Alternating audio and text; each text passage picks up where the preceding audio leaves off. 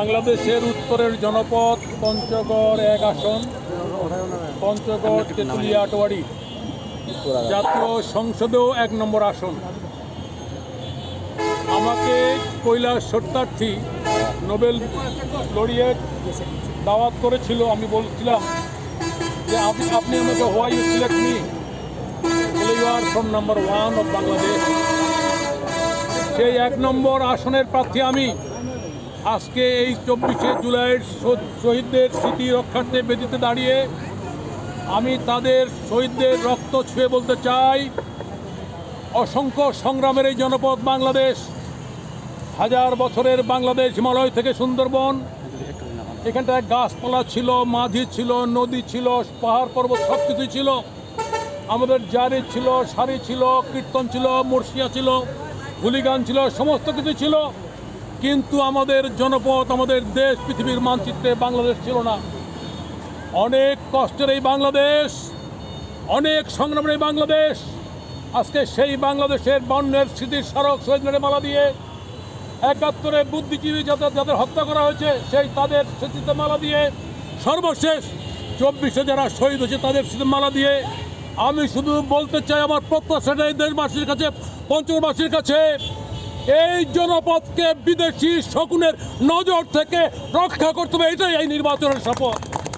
আমরা আগামী ১২ই ফেব্রুয়ারি নির্বাচনে আমরা চাই পঞ্চগড়ের মানুষ অতীত যেমন এখানটায় গমির প্রধান সাহেব, মির্জা গোলাম হাফিজ সাহেব, দবিন্দর সরকার, সিরাজুল ইসলাম, শুভেন্দু মুক্তার যারা পঞ্চগড়ের নেতৃত্ব দিয়েছেন, পঞ্চগড়ের ভাব উজ্জ্বল করেছেন, আমি তাদের উত্তরসূরি বলতে চাই, এই পঞ্চগড়বাসী যাতে সারা বাংলাদেশের মানুষ পার্লামেন্টে তাকিয়ে বলতে পারে পঞ্চগড় থেকে যে প্রার্থী জিতে এসেছে সেই ১ নম্বর, সেই বাংলাদেশের ৩০০-র মধ্যে শ্রেষ্ঠ।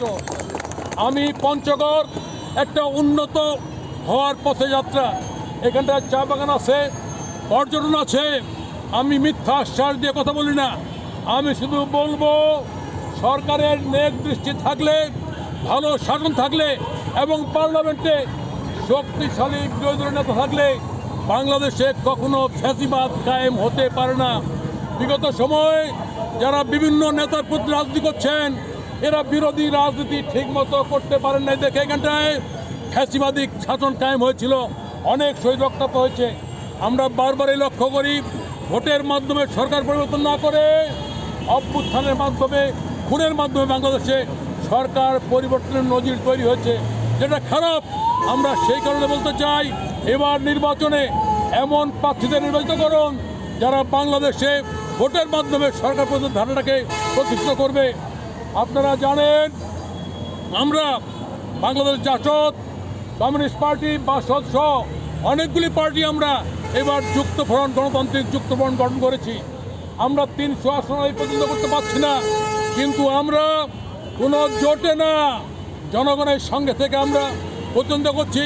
ইনশাল্লাহ আমাদের বিজয় হলে এই পার্লামেন্টে শক্তিশালী বিরোধী দলের ভূমিকা থাকবে এবং বাংলাদেশে আর কেউ ফ্যাসিস্ট হতে পারবে না, পারবে না, পারবে না।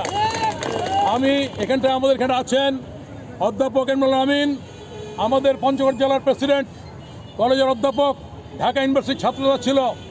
উনি বোদা ২ থেকে বোদা দেবীগঞ্জ আসনে নির্বাচন করছেন যুক্তফ্রন্টের প্রার্থী হিসাবে। আমার বিশ্বাস আপনারা সবাই যারা আছেন, পঞ্চগড়ের নির্বাচনটা সুষ্ঠু হোক, সুন্দর হোক, ঠেলাঠেলি ধরাধরি না হোক।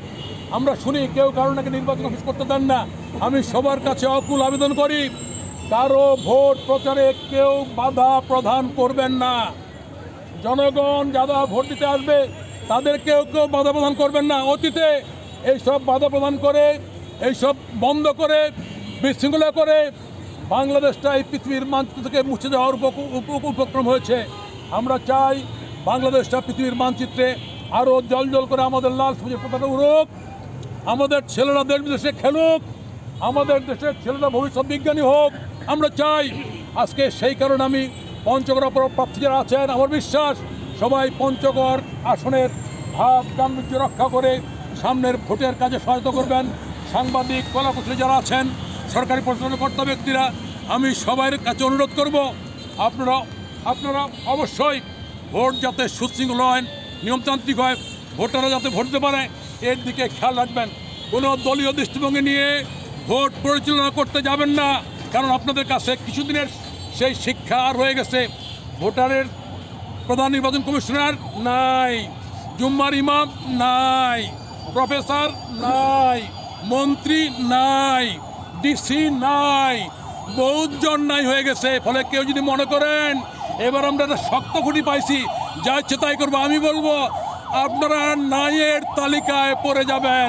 অতএব দেশটার দিকে খেয়াল করে আমাদের স্বাধীনতা সর্বত হুমকির সম্মুখীন, এদিকে খেয়াল রেখে এই সামনের ভোটটা গুরুত্বপূর্ণ। আমি আশা করছি সর্বস্তরের মানুষ, জনগণ, কর্মচারী, সেনাবাহিনী, পুলিশ, বিডিআর, আনসার বাহিনী সবাই এই ভোটটাকে শান্তিপূর্ণ করার কাজে সচেতন।